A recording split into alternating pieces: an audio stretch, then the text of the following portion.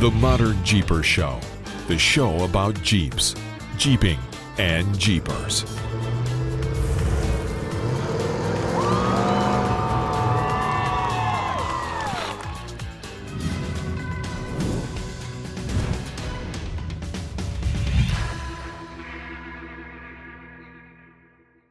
Well, hey, Modern Jeepers, another episode of the Modern Jeeper Show with me, Matson from MetalCloak, and Mr. Modern Jeeper, Corey Osborne.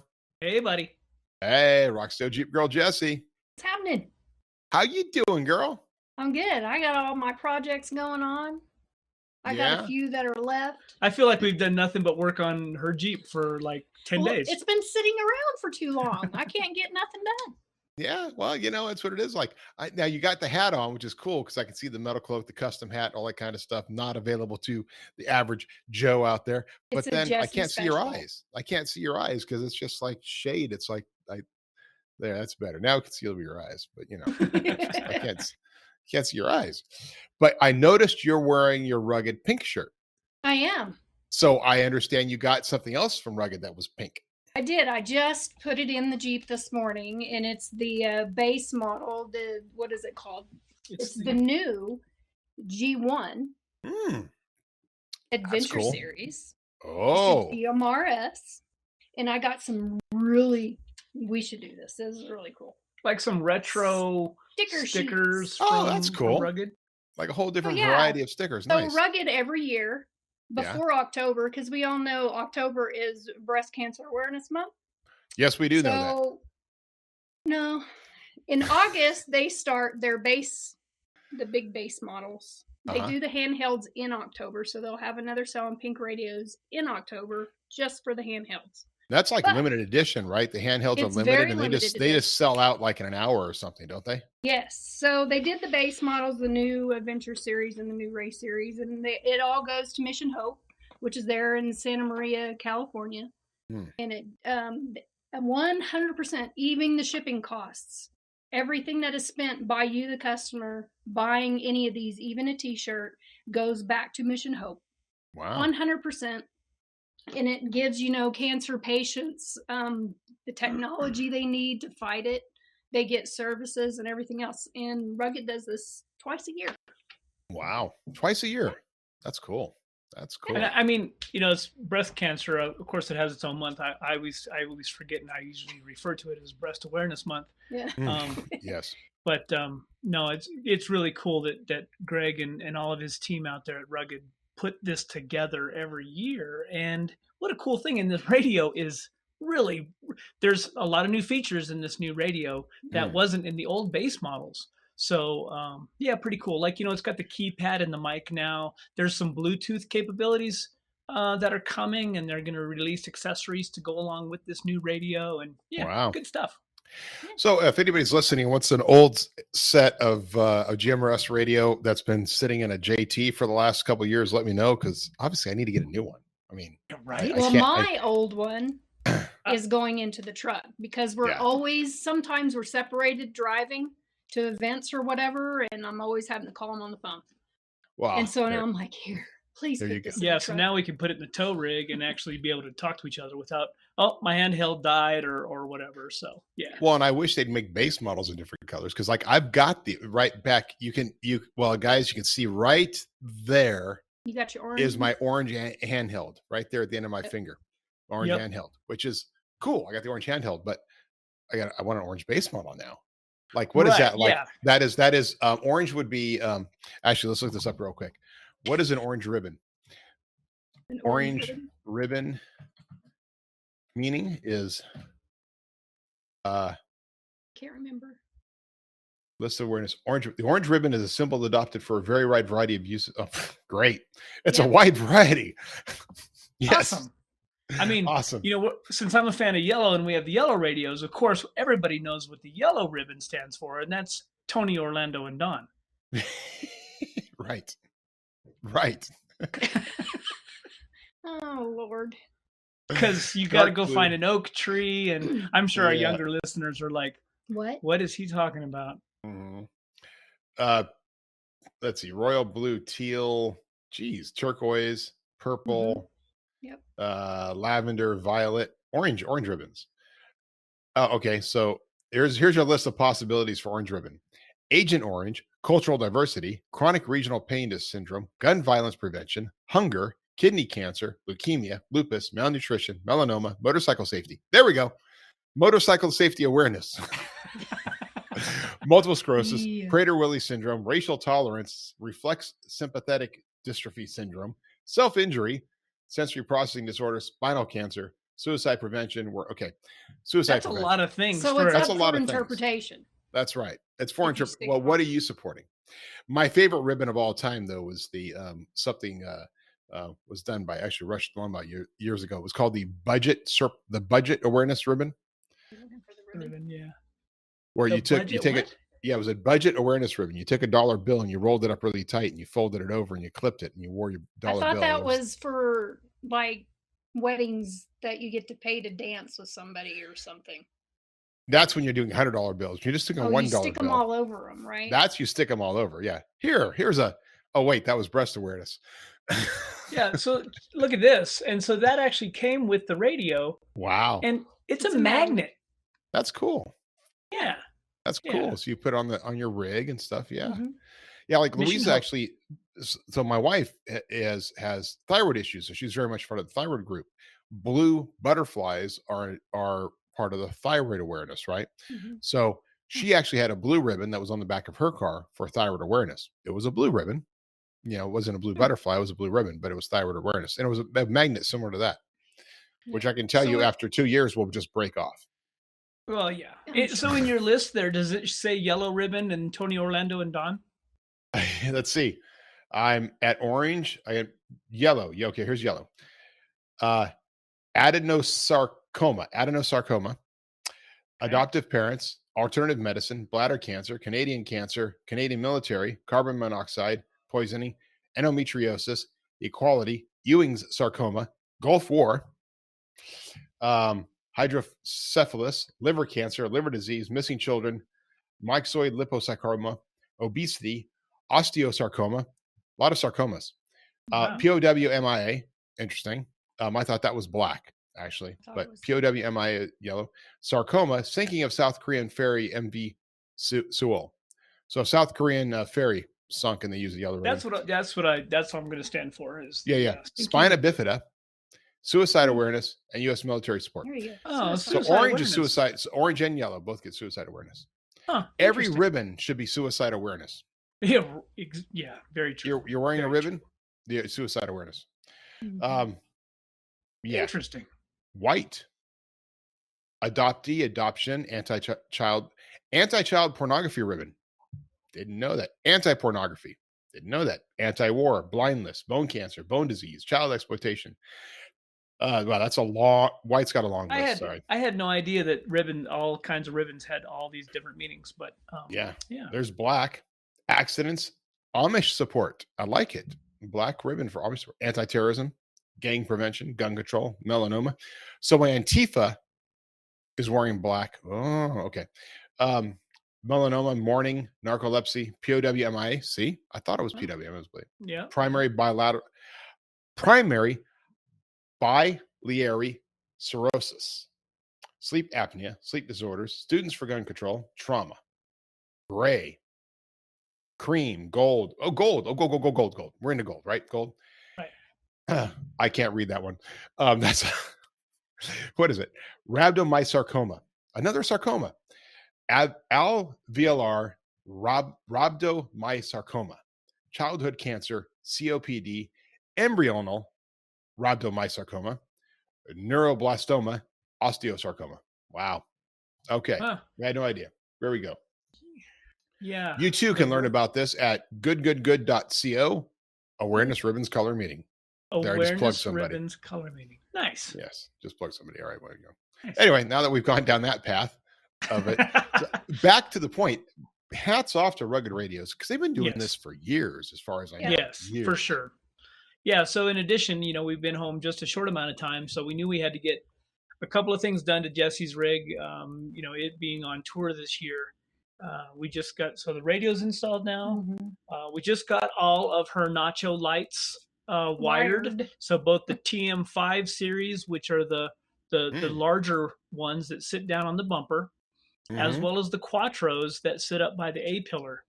You know, it's interesting. So I remember when the Gladiator and the Jail came out, and we had the stock switch, or the optional switch panel, right? What do you get? You get four. I thought it was four. Built-in switches, or do you get? Yeah, there's four auxiliary. No, there's four auxiliary switches. Yeah, four auxiliary switches. Yeah. So it's interesting that now these light manufacturers and these Nacho lights, I got to tell you, they're built extremely well. Of course, we would expect nothing less coming from the guys who put these together. So those little Quattro lights, there's basically 3 control wires and a ground. So to use an auxiliary switch panel, and if you want all the functionality of a light using what you have and not getting an aftermarket harness or their harness, that would take up 3 of those auxiliary switches for one light. But you also get a trail running light, which is kind of cool. It's kind of a glow kind of a light where you could actually run them and not blind the guy in front of you. You can have a low beam, right?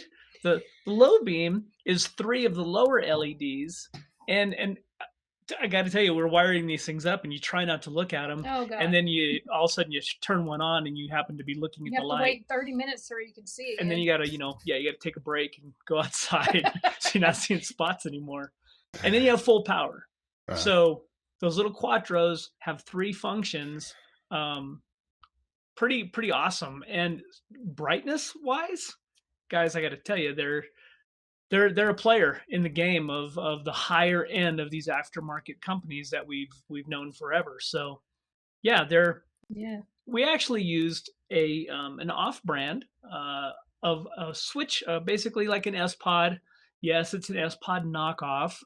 But I got to tell you, the quality of some of these things that are coming out, I was impressed. Yeah. The little, it's got 8 ports, basically, 1 single wire that goes through the firewall, or however you want to route your wires, up into a solid state box of relays, and then basically you just plug all those lights into all of those little terminals on this switch controller.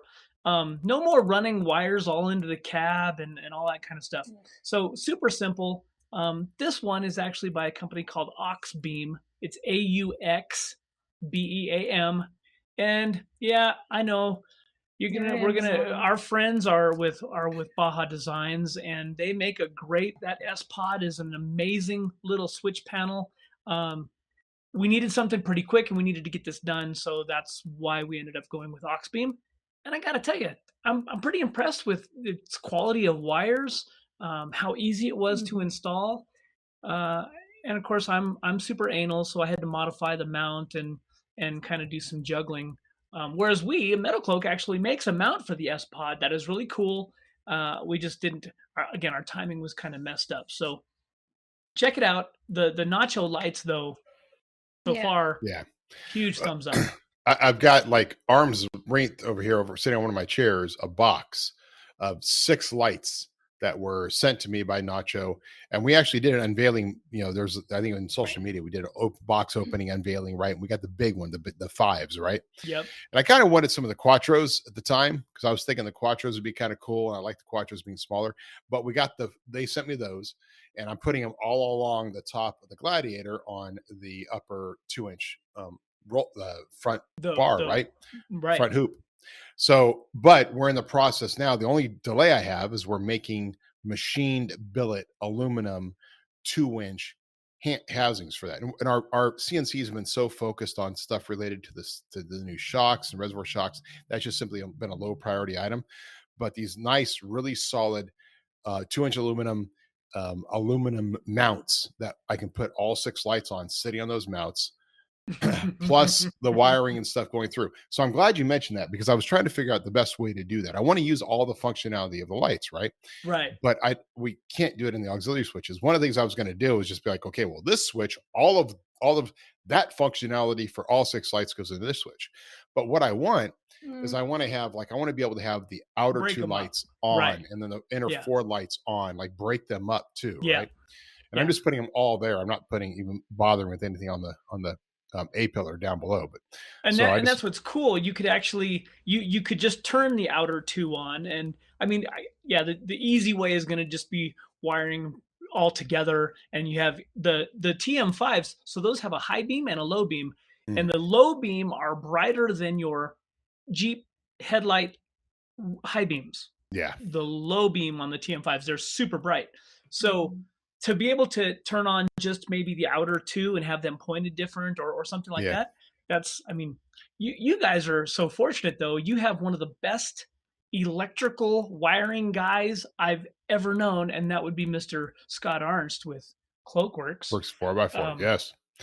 Well, if as long as he doesn't get sloppy, like, oh, this is Matson's rig, he doesn't care, and he duct tapes the wiring all around the tube. Versus like, no, let's not use any black duct tape. Let's drill a hole, get a little grommet, tighten all those wires in, feed it through the tube down below into the system. Yeah. So, but I will tell you, trying to run wires on the new JL. There's not a lot of room anywhere in these new Jeeps, and getting them, a lot of guys, again, I did cut some corners. You can actually just unbolt the windshield, since that windshield does fold down. You can actually get wires into the cab pretty cleanly if you unbolt the windshield and move it forward. Of course, that involves taking the windshield hoop off and a whole bunch of other stuff, which we already have her tent and everything mounted to the rack. It was going to be a much larger project than I was prepared for. Unless I would have gotten a glass, and that would have been different. No, we're still with the broken windshield. You still got a broken windshield? Oh. Yep. For shame. It's a mess. It's a Jeez. mess. Well, like that's the interesting part is I got to replace your windshield. Can he do it without taking off the hoop? They say they can't. Well, our guy did. Wow. We're going to have to drive. We may drive all the way to California to get it done. Our little guy, Omex Glass, OMEX or whatever I think it is. But he's been doing I think we've been in this business for 14 years. He has been replacing Jeep glass for us for 14 years. Okay. So I think he did the TJ. I guess next time we're in California. Hey, order me a glass and I'll be right there. He's great. He comes by, takes a look at it, and goes, "Okay, I know which one to order," and then just goes and gets it done. And it's like, he's awesome. He's great price too. Just the guy just drives around a little white. He's got a little white like Toyota pickup. He's had the same truck for years. Dude, cool dude. Versus like when John had to get his Subaru glass replaced, and he went with what was that? Safe-Lite. Yeah, I was looking at it. It's a Safe-Lite, right? He had to go over there. They had it all day, couldn't get it done, had to bring it back the next day, had it all right because they had to calibrate everything. And right. And that's the other issue with these new rigs and the gal that we deal with. Well, I think we talk about that last week in the podcast where the VIN number ties that particular glass, and they're having problems finding anything but Gorilla Glass. I'm like, nope. Yeah. So as we make our way back east, we're gonna basically hit up everybody we know looking for a piece of glass. So yeah. Well, again, he can get it, and the big question is, do you want an aftermarket for cheap, or do you want a regular one that actually has the Jeep and all the other little has the little Jeep in the? You got to have the sandals. I mean. The sandals are on the plastic, but the Jeep is in the glass. Got the little Jeep on the little rock, right? I'm not worried about it. Yeah. I just want to be able to see. Yeah, we just want to be able to see where we're going. It looks like hell. So here's something interesting about it. I've got regular glass. I have not taken the rig personally. I haven't taken it out like bombing through the desert with dirt and dust ahead of me, right? And when it has been to TDS or a couple other events, they didn't do it. They weren't out there chasing each other, right? And I wasn't there, but they weren't doing it. The other day the rig was a mess. It had I had taken it up. I had a bunch of bugs on it and stuff because I had driven all the way up to Lincoln City with it and drove back. And I drove back along a river, along the Umpqua River, and tons of bugs hitting and all this stuff. So I brought it back and I dropped it off and had Rob, and I hadn't even noticed this before until he brought it up, had him take it over and have it washed. We have a place over here, Folsom Glen. So he took it over there, $80. They do kind of a detail on it. Right. So it was pretty nice. And he's like, "Hey, the windshield's still dirty." And they take a look at it and go, no, those are all little pits. I've got a million little tiny pits in my windshield right? And it's either that the bugs all had acid in their butt and they're all wearing helmets. The tow rigs windshield. And it etched the bugs etched the windshield, or somehow I got a million little pits. And I can't imagine it. I don't know where in any environment that I would have been at where I was running through stuff where there was sand and pits. Even when we went to out to Tillamook, right? We weren't chasing each other. It wasn't this opportunity for sand and stuff to be hitting the windshield. So I have no idea where that came from. But I do have 1,000 little pits in my, Jessy just mentioned it. She said, the tow rig, the Dodge, that windshield's the same way. I don't have any chips, no breaks or anything like that, but it is, when the sun hits it, it's like it went through a sandblaster. Mike, when he was doing the wrap on it and he cleans the whole truck essentially and the windshield, he was like, this is one of the worst windshields I've ever seen. And with pit marks. I'm like, really? I wonder if it's a California acid rain thing going on. I don't know. Maybe we have aggressive acid rain. Well, we have a lot of aggressive things here in California, including the fact that you can't see it now, it's gone, but just the other day I got attacked by a wasp. Like there were some wasps on a fence, and I was walking by them with the boys, and I said, hey, look, there's some wasps. And I literally pointed at it. I just pointed. I was 3 feet. I was 3 feet from them. I was 3 feet from it, and I pointed at it, say, hey, kids, there's some wasps here. In that second of pointing, I mean, this fast, one flew out, landed on my hand, stung me, flew off. Like it was that fast. It was like as if I went to it and he went, whoosh, got me, boom. It was weird. Try one very on the aggressive. Edge of your nose where they come and grab you on the edge of the nose, stick your stinger in the nose. No, yeah. I don't that's all you need is a bigger I thought nose. everybody knew you can't point at wasps. Yeah. Apparently, I didn't know that. I didn't know it was against the rules. No pointing. No. Yeah, don't you have point. to kind of just gesture towards them. Look over there somewhere. Hey! Don't look. No, don't look at him directly. Don't make eye contact. There's wasps over there behind my left shoulder. Don't look, guys. Don't. No. You can't. Don't. Yeah, that's great. I'm glad I know the etiquette now. Yeah. Or somebody would have freaking taught me that in school. That's interesting, though. We just sprayed. I had a big above the garage, a big clump of wasps in the garage area outside, and so the other morning I got up and I watched about 25 hit the ground. Of course, the wasp spray that you can get 30 feet out of. I don't know. Spray or the foam? You did it wrong. It's a spray foam. Yeah, he sprays up there and hits it and just goes. You wait till they go to sleep. At night before they wake up in the morning. Well, these were party wasps. They were still awake. You heard little lights coming out through the holes. Yeah. Yeah. Yeah, I like it. They're up. They're making little honey nectar. No, you're like something. Like my wife's like, hey, yeah, you can't. You don't let them live. I'm like, no. Bees are important for ecology. Wasp, I don't know what the hell they're good for. And there's enough of them, I think. It's not like we have a shortage. What are they actually doing? Yeah, like, other that's than a really good question. Forcing us to clean our windowsills and the other parts around our houses and our shops. I mean, what do they actually do? All right. Well, that's cool. So we got the Nacho lights. We got. I mean, this is an equipment episode, guys. We're talking about equipment, right? Yeah. It's. What else did I just see? Oh yeah, we got the awning on. The mounts, we talked a little bit about that last week. They're awesome. We're still waiting on mounts for the other part of my stuff. Who did I just see that was promoting an awning, and I was surprised that they created one? What the hell was it? I'll have to look it up. Somebody, a company who I was flabbergasted, like they have an awning. It's like a $1,600, whatever, the 270 awning. I'll have to look that up real quick. But I was surprised. I got a message like all of a sudden, oh wow, this company of all places is making a $1,600 awning. Alucab. It's Alucab. Oh yeah, $1,600. But they're Alucab. Like they got all this other stuff, and all of a sudden, like wow, they're like getting into the awning business, which is kind of a soft goods if you think about it. It goes with the tents. Even Go Fast. All these camper manufacturers now are like, oh yeah, we'll make you an awning, and we'll have an awning made for you and sell it with our brand name on it. Sure, right. $1,600. Jeez. Right. How much you pay for yours?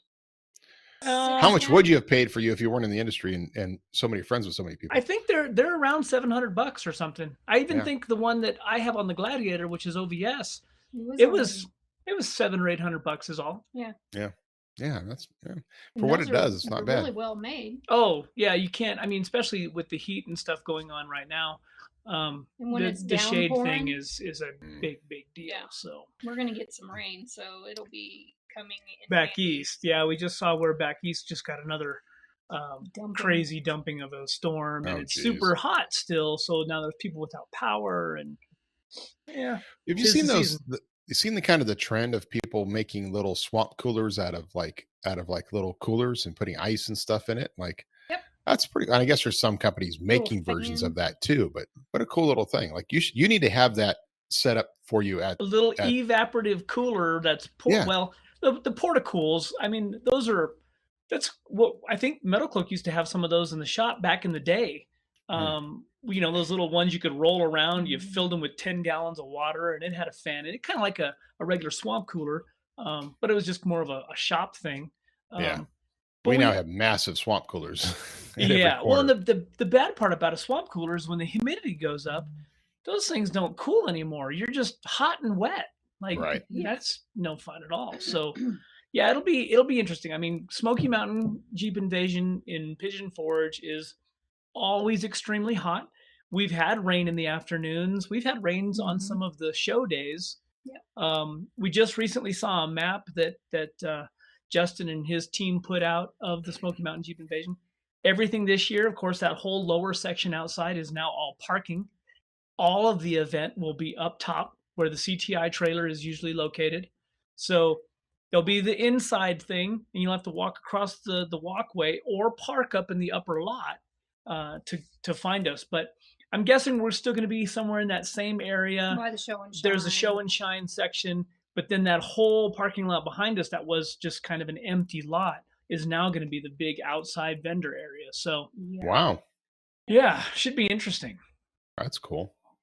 Well, it would be interesting to see how it is. I think that's probably better overall too, because that means you don't have to go to 3 different locations.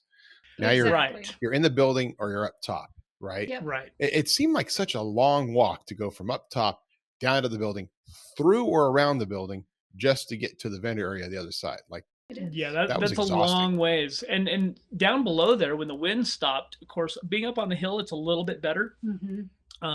But even last year, like I think last year was one of the first years that I kind of bowed out. We took turns actually running the CTI trailer because it was extremely hot. We had extremely long lines. People were just itching to get on the trailer. So to make it happen while we were eating or resting, we just swapped around, and it worked. Yeah, it worked. Yeah, you got good people. Is Philip and Curtis gonna be out there again this year? Oh yeah, Philip and Curtis will still be out there again this year, and then we have Chris coming out. Yeah, right. Chris from our shop coming out. Yep, and the shirts just arrived. I would have brought one over, but one of the shirts said red, white, and blue. They'll be shipping out today or tomorrow out to your hotel or whatever. Yep. For the next couple days. I just confirmed our address and whatnot. So yeah, we'll meet free shirts.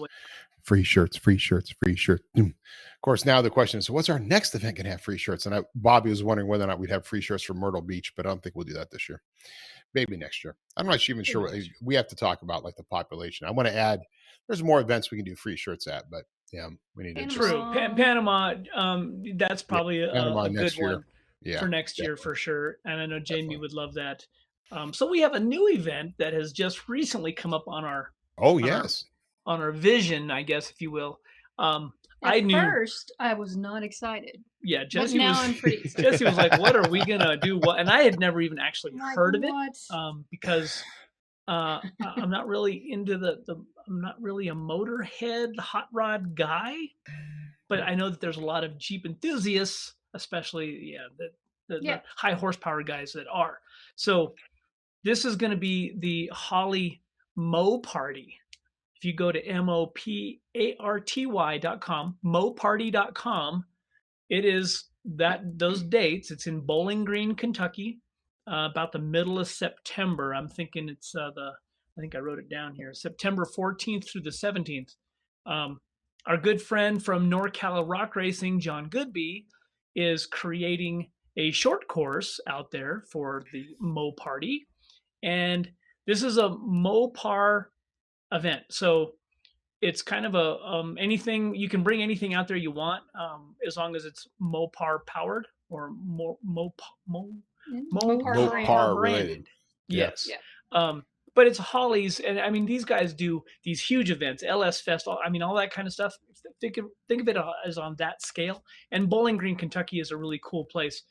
This event is actually going to be at the it's at the Bend Beach Bend. Yeah. Bend Speedway Beach Bend,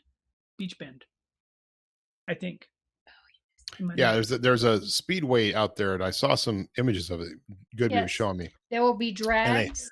Whole big section. Burnouts. Yeah, there's gonna be all that stuff going on, and then there's this whole section over there where they're doing this off-road course that he's designing and developing. Now, the interesting thing about it, it is an event that I'm going to try to get out. It's always a challenge now that the school started, right? But partly is because I want to view and see the course. Mm-hmm. There's a possibility that we'll be doing a skills day out there in the future. So if we can see it, look at it, make sure it works, we can finally have a skills day for our East Coast friends. And that's such a central location. It's in a good spot. I mean, it's weird. It's close to Tennessee. It's close to a lot of things that we do throughout the year. So this area, I'm excited. I think it'll be fun. It'll be a first year event kind of thing. Us going in there. They've always had, I think last year they had an RTI ramp. Of course, this will be completely different. Right? Totally unsafe. RTI. Yeah. So again, it's middle of September. We'll have dates put up. We'll throw it out there. There's still some things being finalized on that event. So John is meeting with some of the folks, and Jeep is behind this as well. So depending on what that looks like going forward, we should know here in the next couple of days whether it's we're 100%, but I'm guessing we're like 95% there right now. So awesome. Yeah. Well, that's great. I'm glad it worked out. Yeah, because that'd be fun to see how that is out there, and it's good to kind of get in different things, do different kind of events, and and to see the mix the people up. Get some of the hot rod guys, the drag guys to see some of the off-road lifestyle, and vice versa. I mean, I always think that's an enthusiast dream, right? Whereas we can go to one place and see a plethora of different options and cool stuff. Okay. That's right. Yeah. Yep. That's fine. And guys, no, you can't go and put the rig. The trailer is not to repair your dragster. You cannot put your hot rod, your nice, Mopar slammed Dodge Viper or whatever on the trailer. Not going to flex. So just don't even try. Hey man, this is really cool, man. I could use this in my garage. No, it's not for fixing things. That. No, sorry. You can buy it and do whatever you want with it, but it's not what we designed it for. That's right. Somebody comes over and offers Corey $75,000. He's been approved for taking the money and letting you take the trailer. That's right. Yeah, we can. I'll pull this trailer to your house, wherever that may be in the United States. We can arrange a deal. That's it. You. Yep. Cash money. Cash money. Yep. What else is going on in the world out there? Well, this weekend, because we're talking a little bit of events, this weekend is Sierra Trek. We talked about it last week. That's MetalCloak does a big part of Sierra Trek. So we sponsor as much of it as we can, from the winch hills to the cups to the things. And it's just a great family event. It's up by Truckee, California. It's a little bit of a drive from the main road back to the area, but it is also the only event 100% focused around Fordyce. And Fordyce is one of the best, most unknown trails in the world, I think. Yep, you have, I agree, 5 winch hills. They call them winch hills because sometimes you need a winch, sometimes you don't. And every year it's different too. Like, you might hear that last year winch hill 3 was the big challenge. Well, this year it might be winch hill 1. It might be winch hill 2. Every year it's a different winch hill that has the biggest challenge on it.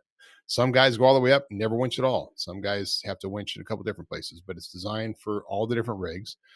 It's a great event. There's a couple of river crossings and stuff like that happen. And it's, but it's an amazing trail. But there's lots of other trails out there too. So you can do other runs. You can do more SUV related runs or historic runs or something, that sort of thing. But you can also do Fordyce. So it's just a beautiful, and it's right along a lake, Meadow Lake. So it's a campground. It's a private property that they get to use every year. It has a stage, it has music, has bonfire, it has amazing food. And but it's all taking place this weekend. I think it starts on Thursday, Friday, Saturday, Sunday. And so you got the lake out there, you get up there. Like I took the kids last year and went swimming in the lake and back, and they had RC track for the kids. The kids were really getting into that. And it's a really, really cool event. And it really is interesting because it's a great event and it should be more popular than it is. It's just been around forever. And like we talk about, events go through their cycles. And you kind of have again, I think it plays into that whole timing thing, right? Where it's school is starting up, and I think maybe it's hard for some people. And Fordyce is one of those. I mean, it's as it's not as famous as the Rubicon, but it should be. I mean, if that makes any sense, it is one of those destination type of trails, and I don't know why, but it made me think of I think that Sierra Track is such an amazing event, and one of these years we'll get to come back out and be out there for it. But something came up the other day, and it just came to my mind about the Badge of Honor trails. And there's a whole bunch of new trails, and you know what? There's a whole lot of folks out there that are talking about, hey, some people wish that some of these trails would be removed from the Badge of Honor because these trails are getting overrun. And we've talked about this for a number of years now on the podcast and through social media and whatnot. But there's this new thing that's becoming a thing, and that is let's see how many badges we can get in a day or in a week. And guys, geez. I'm sorry, but I'm just going to stand up on my little box for a minute and go, you're all missing the point of what the Badge of Honor trails were all about. This whole let's have it make a competition and be to see how many we can get in a day. You're not enjoying the trail. You're probably doing more damage to the trail than the trail is usually sees. So again, it bums me out that there's some amazing trails out there that have been added to the Jeep Badge of Honor program. And this program was initially started so that Jeepers would have places to go with a guide and a map. An electronic guide and a map to do something really fun and get outside. Well, now they've just become this, let's go. 20 trail badges in 12 days is the challenge. Oh my God. 20 badges in 12 days. So I know people personally that are out there doing it. They went up north to start at Roush in Kentucky and AOAA, and they've had problems. That's just like I don't know. That is unfortunately, like anything, that is the downside of good intentions. Right. We create all these concepts of good intentions. What's the good intentions? Well, hey, we're going to create this Badge of Honor trail because you did a trail and we're going to send you this badge, right? The downside of that is all of a sudden people start gamifying it and wanting to do something. Although I did see two great badges that recently popped up. One was for the yellow line badge, which you stayed on the pavement and you followed the yellow lines. And the other one was for the parking badge. So those are two new badges you can get. They're not through Jeep, but maybe there's some people that should have those and not have the others. You parked it. Congratulations. Wow. I'm amazed at what we can do as in all the good we do. And then all the stuff that we create. And I get it. It's a challenge and it's fun. But we take everything, we make it a competition. And sometimes that's not probably the best. I mean, the whole idea is to go enjoy a trail that you've not ever been on and have fun doing it. Take your time, stop and smell the flowers, pick a weed, I don't know, climb a tree, whatever you're into. But enjoy it, not make it a race and a game to get through it as fast as you can so you can get to the next one. This is competitive thing that just exists. Like when I do CrossFit, right? And your dad does CrossFit and your dad's competitive about it, right? He does a CrossFit games and he works on I'm telling my wife, like, so we got the CrossFit games coming up. I say, congratulations. Oh no, everybody does it. You got to do it. I'm like, no, I do CrossFit for health and fitness, right? I'm not competitive. I'm not going to do the CrossFit games. I'm not interested in like, okay, how good am I compared to everybody else? And like every day you're supposed to log in your numbers, right? Well, half the people that log in their numbers go because they want to see what the other guy did. Right. I'm like, and I'm curious where I sit within the realm of things, but I'm not sitting here going, oh man, I got to get somebody else's next. And to me, that's kind of the badge of honor. It's like a competition. It's like, it's a badge of honor. I went on this trail. You know how many trails I've been on? Like where I didn't bother like getting anything for the badge of honor. It was like, we've forgotten. Like, we should have logged in. I guess I need that always decal. That's reminds, you know, or it's kind of funny, like Jeepers Jamboree guys like have like, well, there's my 20 years of Jeepers Jamboree stickers on my rig. I'm like, yeah, okay. Congratulations. Thank you. Maybe. Yeah. I mean, it's the do it for the gram type of stuff. We've seen pictures of guys jumping into the aquarium tanks, the fish tanks at Cabela's and Bass Pro Shops and doing it for the video on Instagram. Like, we lost our minds. I mean, we also get arrested, people. The funny thing is you have to do more and more to get noticed. Right. We were just having that conversation about influencers.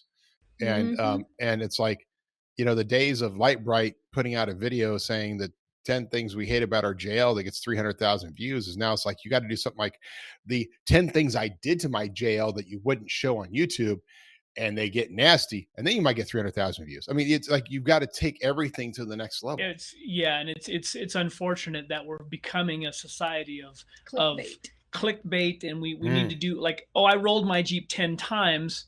And then you know, it's a picture of a guy with his tire rolling 10 times. Or an RC car. Yeah, it's a funny thing. And, you know, we've created this competition even with the CTI trailer. And I try and tell, you know, we have lots of conversations about this at the events when that trailer it's a fantastic tool to check on the issues that you may be having with your rig.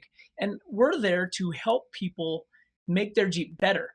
But it has become, especially in Pennsylvania, this last trip out there, we had a rig on the trailer 3 times.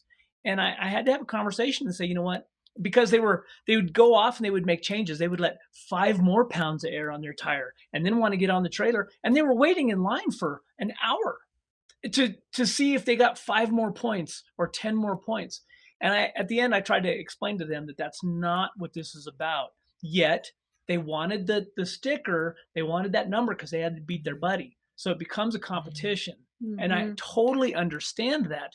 But what's happening is you guys that are in line, you're taking somebody else's time that they actually may need some real help with their Jeep. And they're not going to get on the trailer because they're not going to wait in line for 3 hours or what have you. So that's true. That's all well and good. But, you know, if you have a low score, you suck. So.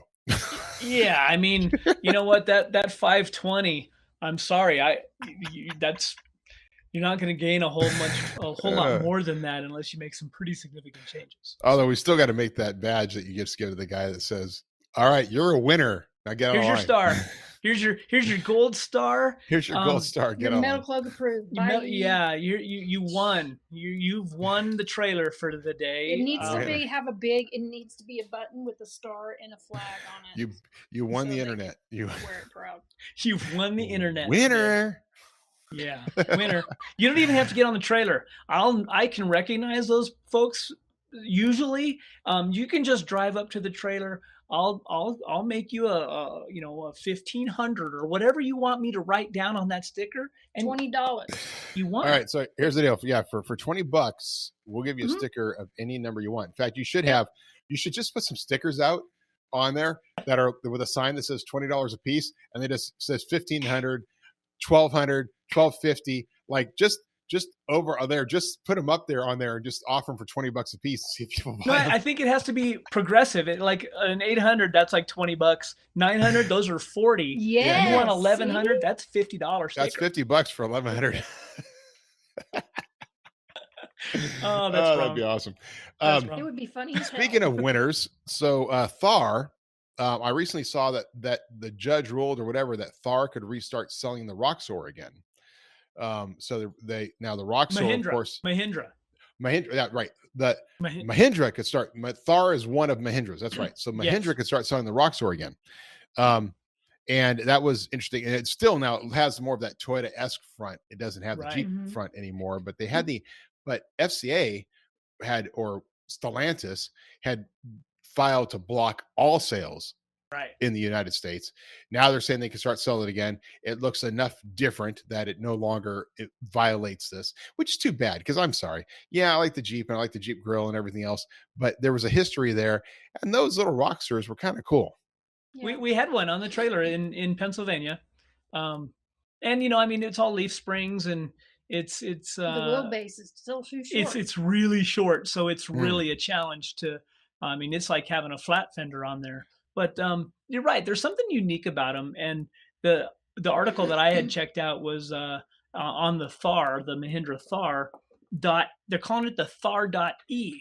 So Mahindra's going to make an electric version of the Thar, and it still has some very much similar Jeep similarities. So it's being looked at again. Stellantis, of course, is saying, yeah, good luck with that. So it may not be available here, but if you live overseas, they're looking at Australia, and Australia is going, South Africa and some of the other places where it's, that's the thing. I mean, we always get US centric with our market because we are such a big market, but there are so many other places in the world to sell stuff. There's still knockoff overland fenders being sold around the world out of China. I'm sorry. I can't stop it from being sold in the middle of South Africa or Australia or Dubai or someplace like that. It's just what's going to happen, right? Because we're not going to pay all the money to file worldwide patents and worldwide trademarks on.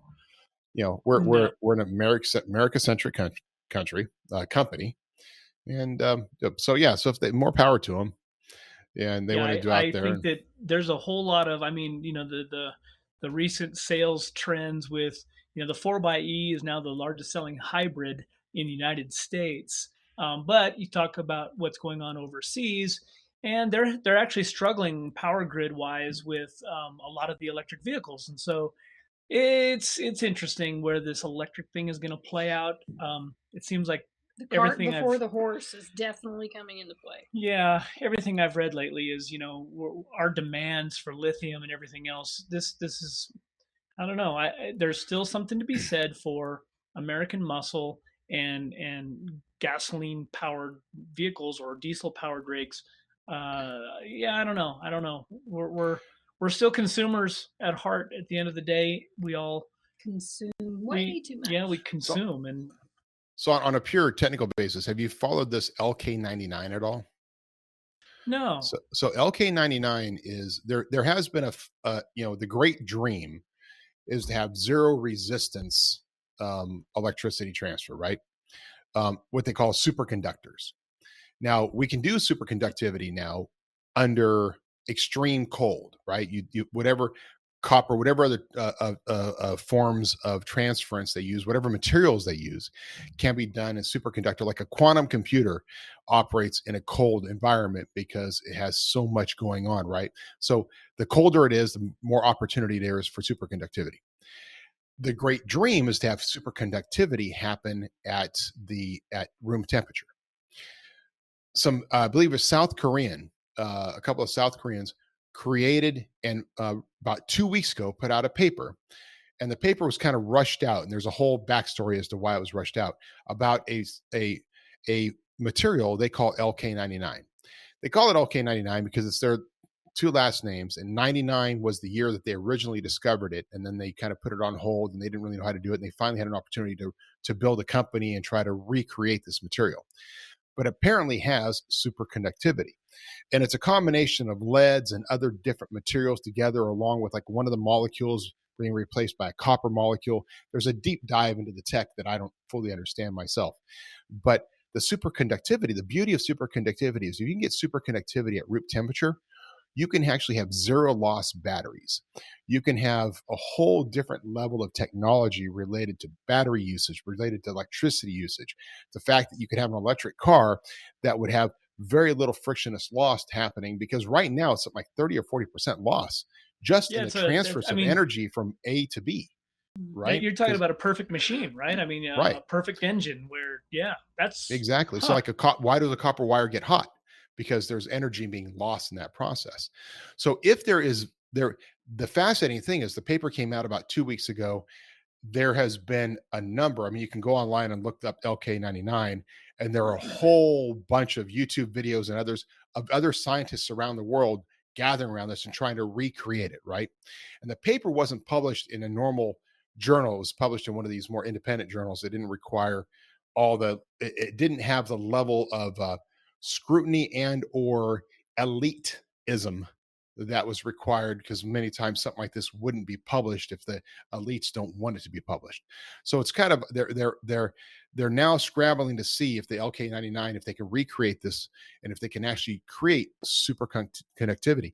If we can break that, if we actually can hit superconductivity with a room temperature material, it allows, there's a whole new level playing field for electric cars, for electric grids, for everything. And it's just, so there is some great fascination there. And I hope they do. I hope they break it, because that solves many of the problems, right?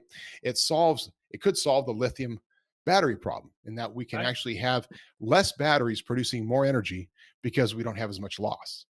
Right. So this is something that AI should be working on, right? I mean, this is. Oh, they've done that. They've actually done, like, there's one that has done 8,000 different models. Like, literally one of these Chinese companies had 8,000 different models in a period of a week, partly being done by AI computers modeling materials and trying to figure out how to recreate this material. So like anything, we're going into iRobot land soon. Oh yeah, exactly. Yeah, we're getting there. I saw this morning one of our softwares that we've used over the years to produce our podcast. The thing is one of the new trends that they were seeing is that there's now fake podcasts out there that are being created through AI, through TikTok, and they're basically influencers being interviewed, but not for real. Like, I'm like, wow. Yeah, it'd be like me going like, yeah, when we started MetalCloak, we really were driven towards having the best possible company for off-road enthusiasts everywhere. And it's like this image of the person sitting there, like with headphones on, microphone. Some of them are even putting the burgundy backdrop that is famous on Joe Rogan. Oh, but they're not on Rogan, but they got the burgundy backdrop because you kind of stop and look at it, and like it's the curtain, right? It's fascinating. Or they're doing these other marketing ones, like and then some famous guys are doing like ads for others, like like they're on their podcast and they're actually talking, but they're really talking about, they're just promoting an ad, but it's a 30-second bit that looks like, and it's just to market something. Well, because if they're on a podcast, it must be important. Right. Yeah. Black Mirror, again, for you guys looking for a TV show to binge watch, Black Mirror. It's not far off. There's so many hidden little truths that are happening today. And, the bigger picture of the show is, of course, it's pretty far-fetched, but there's a whole lot of stuff going in there that it's pretty spot on. Is it really that far-fetched? It may not be that far off. Well, it's if you look back at shows 20 years ago when they're like doing stuff, they're predicting about the future, right? I was talking to somebody about Nike, and we were thinking about, just a few years ago, Nike came out with those automatic adjusting air sole shoes that they sold for like $1,500 a piece, because it was the 30-year anniversary of Back to the Future or whatever, right? Where they were supposed to have a future with those Back to the Future shoes. And he was saying, I guess if you had bought a pair of those $1,500 shoes, they're worth like $50,000 now. Yeah, Nike has done a phenomenal job of creating these $150, $160 shoes that they sell in limited edition, that the moment they sell them, the next day they're worth $5,000, and they don't capture any of that value. They just sell the $150, $160 shoe. Well, I think Vegas. I was going to say there's a little store inside. There's a few the Miracle Mile shops, and it's all old. Retro. It's not just Nike, but it's all retro. All those shoes are in plastic bags, and literally the shoes are you can pick it up and, hey, this shoe's $2,500. if you're looking for a size 12, Nike. Somebody kept them in a box and you can consign them out. Wow. Crazy. Amazing. One of our guys, our HR director, I think he's got 1,000. He says something like 1,000 shoes. 1,000 Nike shoes. Yeah. He could just retire, sell his shoes, and be done.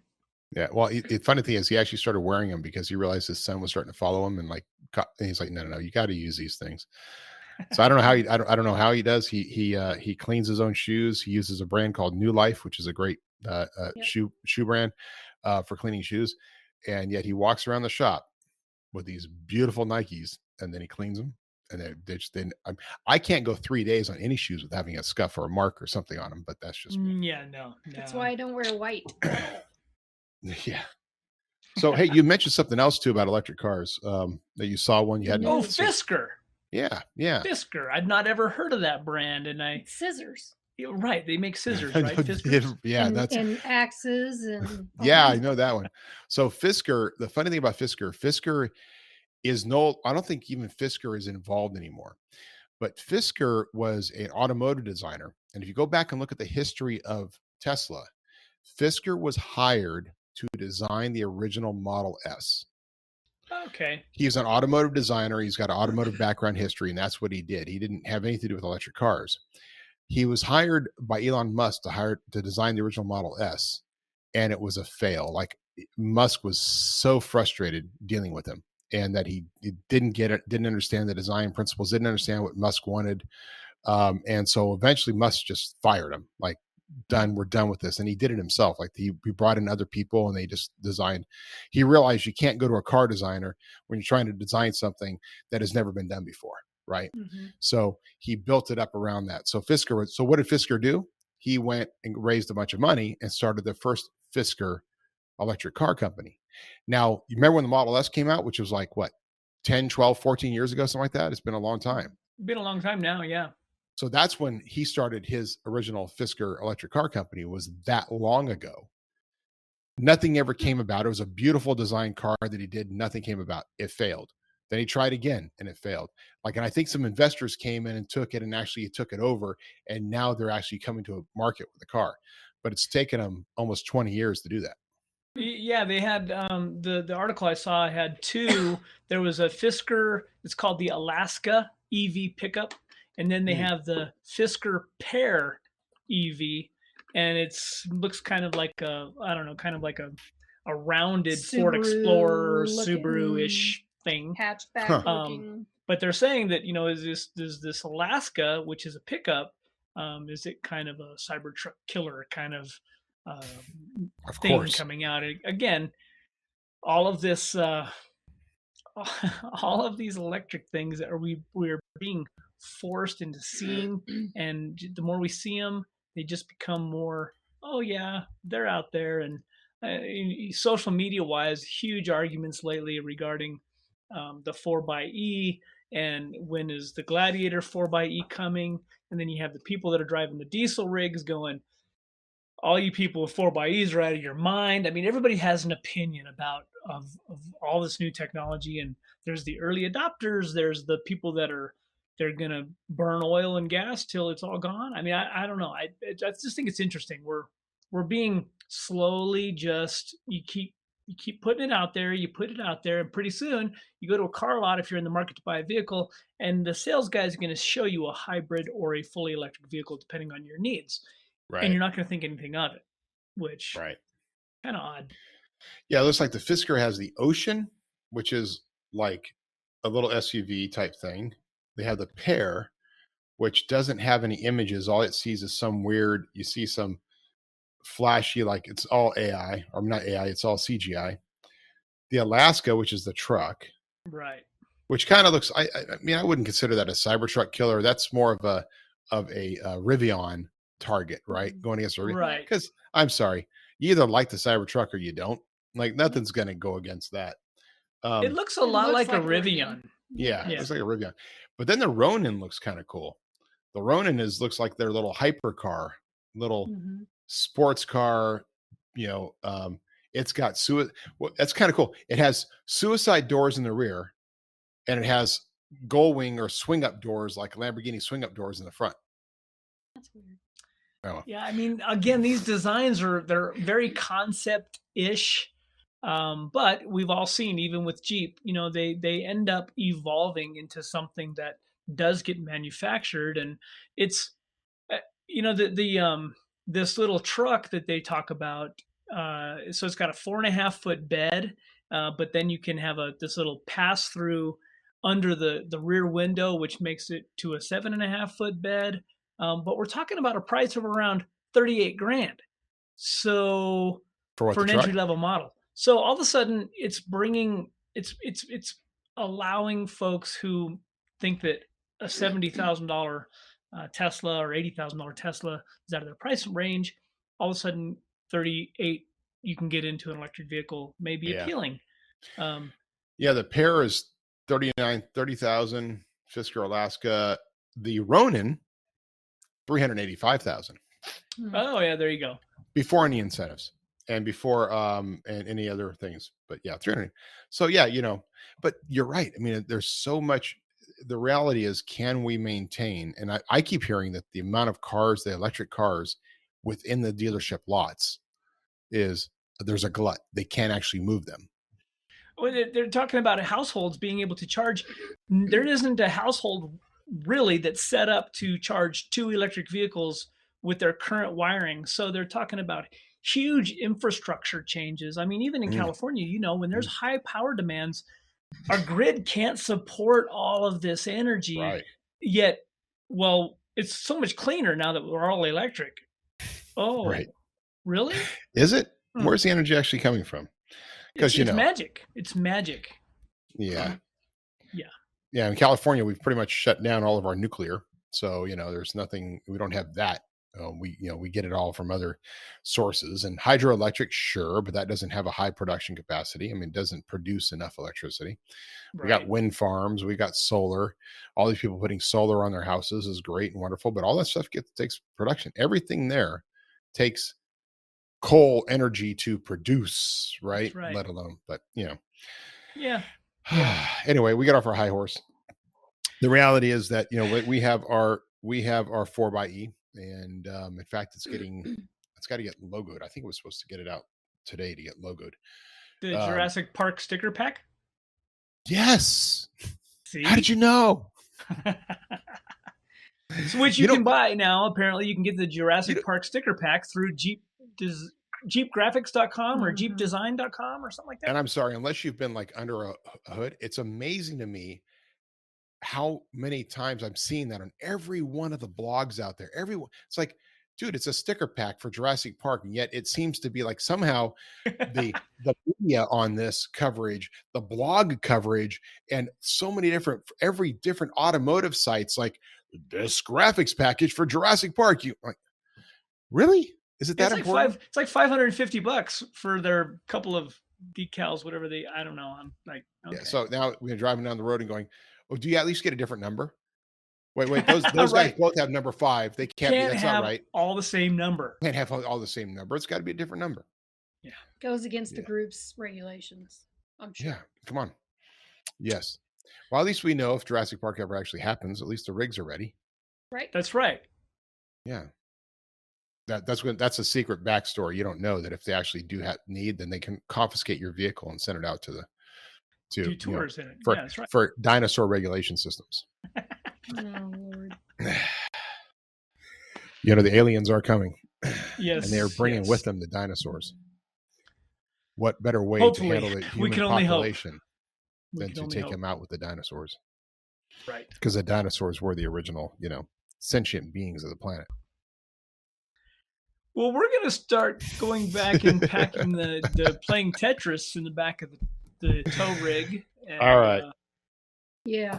Well, hey, guys, it's been another great episode. Appreciate all of you for listening to us and putting up with our cadre of data and information, the cacophony of sounds coming from our voices.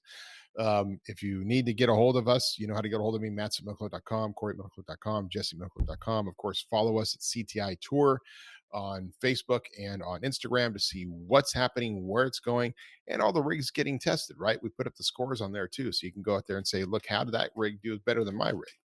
Right. And you're going to see them. So keep hold of the schedule because they'll post on those locations where they're going to be. If you need to get out there and have your rig tested, one time, please, one time per customer, because it's just the thing. I mean, if I get it, if you're having real issues and you want to see if I'm actually know what I'm talking about when we say, hey, if you take out some bump stops, it's going to help.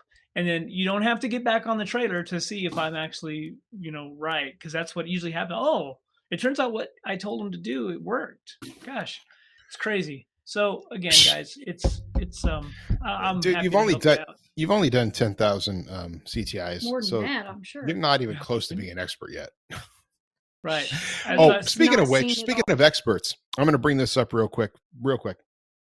There was a thing floating around the internet that somebody who is an expert on MetalCloak, because we had some cases where some control arms had broken, and it's like it's a high impact. You mean the old thing. picture that showed up? Yeah, the old picture of somebody's control arm that had broken, particularly on a thing. And by the way, lower control arms are now bigger, thicker, and we also don't actually we used to machine a relief.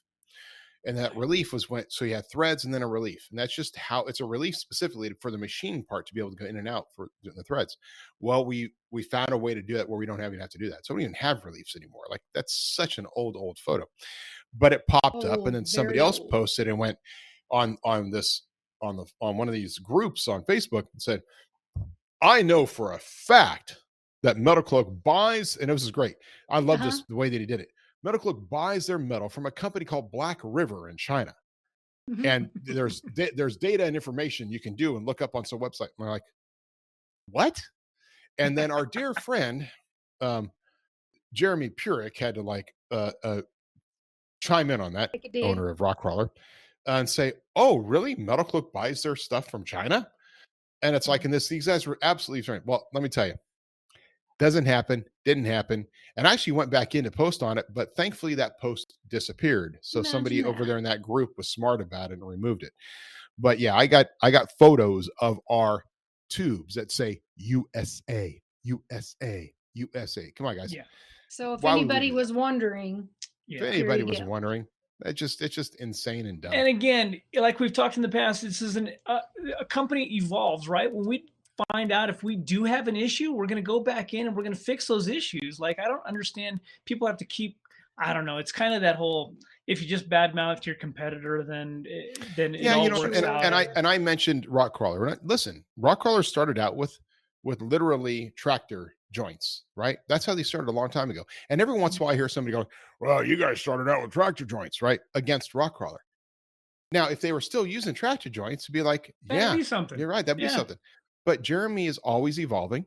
I mean, he's always evolving. He's trying to get better, and he's evolving. He gets better, and he learns, and he changes, and that's great. That's awesome. Now, that's what any good company does. Companies that don't evolve, which there's a whole bunch I can name right now, are the ones that end up failing. Because if you don't change your technology, you don't try to do things, you try to live off of something that was good 20 years ago, well, eventually you might have some fans, but eventually you're just going to be surpassed. And we managed to surpass a lot of people when we came out with the Duraflex joint. And we constantly evolve and constantly change. And a lot of companies now have adapted a variation of the Duraflex that from one or two other companies that sell something like that and have adapted that into their system in order to have some of the same benefits. That's fine, but that's how we evolve. And if you don't evolve, you die. So, but it's just an insane thing that things like that pop up and you go, oh, wow. And there's always people jumping. Really? Well, I'm concerned about that. And it was kind of funny. It was even on our authorized installers group. A bunch of guys were like, well, really? Like, no, dude, no. Be smarter, be better. Be better. So, clickbait. That being said, all of you out there, be better. We love you. Appreciate all of it. And we'll see you on the trails. Cheers. See ya.